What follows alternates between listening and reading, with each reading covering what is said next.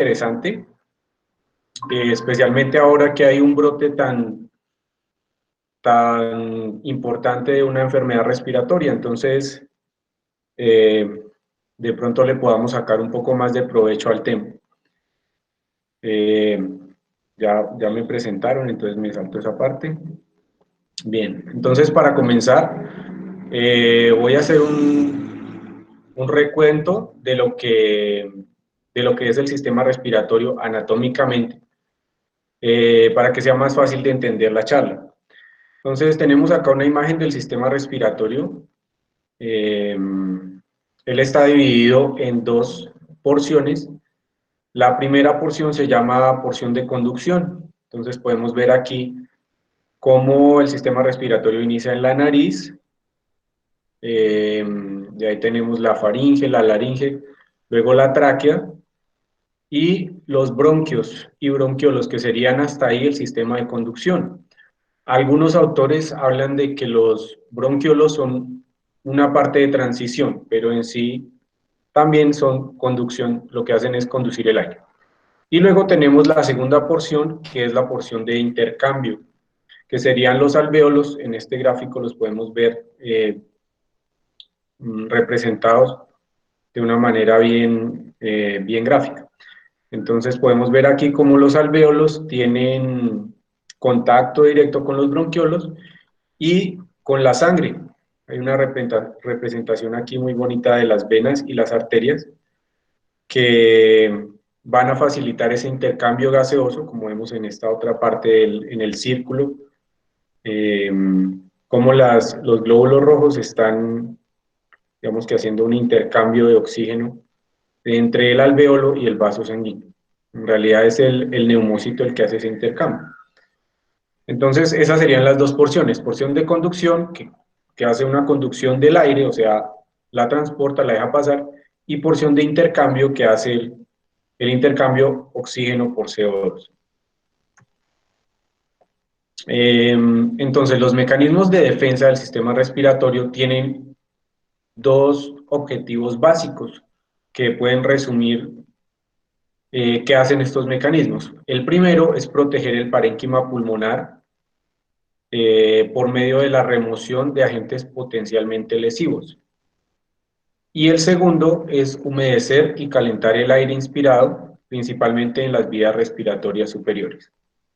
Entonces, el aire que inspiramos o que inspiran los animales es un volumen bastante grande, ¿sí? Son muchos litros de aire los que se inspiran en un día, y este aire está lleno de partículas en suspensión. Esas partículas son de muchos tipos, pero entre ellas hay bacterias, hay virus, hay polen, hay polvo, etc. Entonces, el sistema respiratorio está expuesto a estas partículas y los mecanismos de defensa lo que hacen es tratar de protegerlo contra ellas.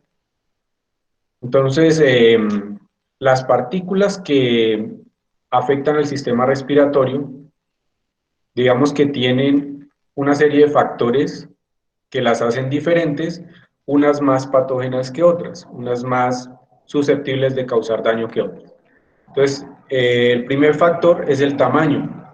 Entre mayor sea el tamaño de la partícula, más fácil va a ser para el sistema respiratorio detenerla o eliminarla. Entonces hablamos de un tamaño, un ejemplo, está la partícula de asbesto que tiene 1 micrómetro por 200 micrómetros de tamaño. Esta partícula consigue llegar hasta los alvéolos. Más adelante voy a hablar un poco más de esos tamaños. La forma. Si una partícula tiene una forma llena de aristas, por ejemplo, y puntas, va a ser más fácil que quede obstruida en cierto punto. Si la partícula es más lisa, va a ser más fácil que alcance porciones más inferiores del sistema respiratorio. La longitud, igual, en cuanto a la humedad, si la partícula está muy seca, va a ser más fácil que ella viaje. Al estar húmeda va a ser más fácil que se adhiera a algún lugar del sistema respiratorio. y la carga eléctrica también puede tener efecto en este punto. Entonces, un ejemplo de partículas que flotan en el aire son las partículas de carbón. Todos los días nos vemos expuestos a las partículas de carbón en el aire. Estas partículas de carbón alcanzan el pulmón, alcanzan el alveolo y son fagocitadas por los macrófagos alveolares. Y en esta imagen vemos un ejemplo de antracosis, que sería ese carbón depositado en el pulmón. Los macrófagos en este caso fagocitan el carbón, pero se quedan allí. Ese carbón queda ahí en los pulmones para siempre. Entonces van a dar un color negro o un color oscuro a las áreas donde se depositaron. Estamos viendo acá una imagen de un bronquiolo con un área llena de macrófagos que fagocitaron carbón. Y en la imagen del lado izquierdo, una imagen macroscópica donde vemos múltiples puntos negros que serían esa representación del carbón.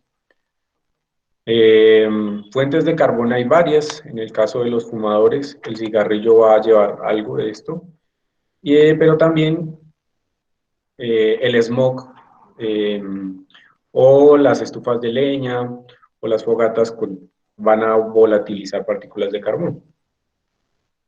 Bien, entonces los mecanismos de defensa son bastante importantes para que ese sistema respiratorio cumpla con su trabajo. Eh, para tratar de hacer un abordaje más claro, entonces los vamos a dividir de la siguiente forma. Primero, mecanismos de configuración anatómica, que principalmente son las bifurcaciones traqueal y bronquial. Segundo, mecanismos del sistema conductor. Tercero, mecanismos del sistema de intercambio gaseoso. Cuarto, mecanismos de defensa contra patógenos transportados por la sangre. Y finalmente, otros mecanismos. Entonces, notarán ustedes que estamos hablando en el mismo orden, en la misma línea de raciocinio que representa la anatomía del sistema respiratorio, ¿cierto? Primero los mecanismos del sistema conductor, que sería esa porción de conducción, y luego los de intercambio, y luego los de la sangre. Entonces tenemos ahí la primera porción anatómica, que sería la cavidad nasal, eh, y la porción de intercambio, que serían los alvéolos.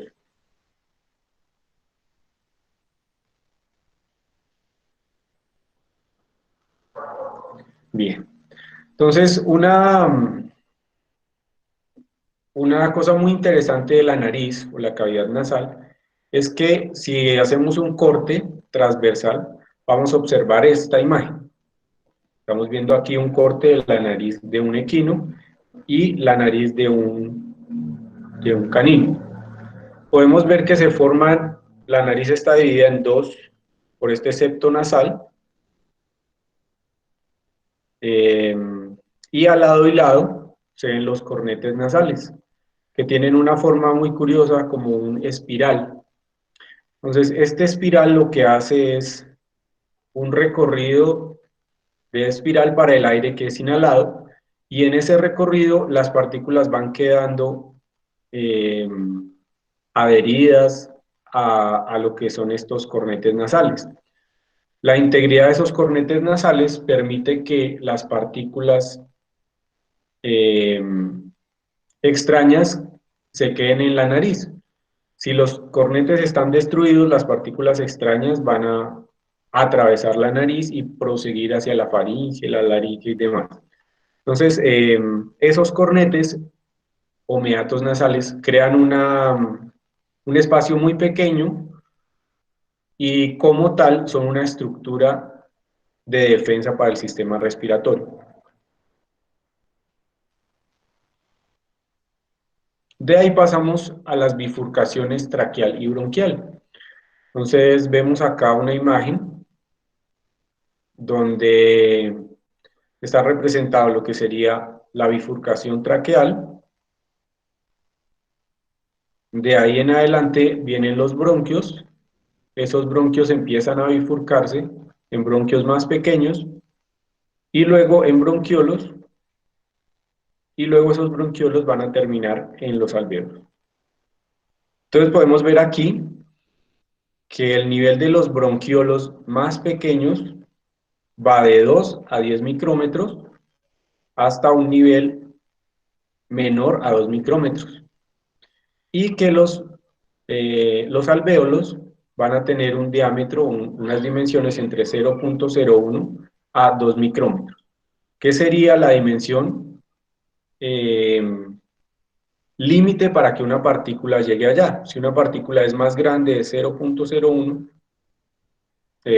perdón, de 2 micrómetros, no va a conseguir llegar a los alvéolos. Sin embargo, pues 2 micrómetros es un tamaño muy pequeño, entonces este tamaño limita que lleguen bastante cantidad de partículas.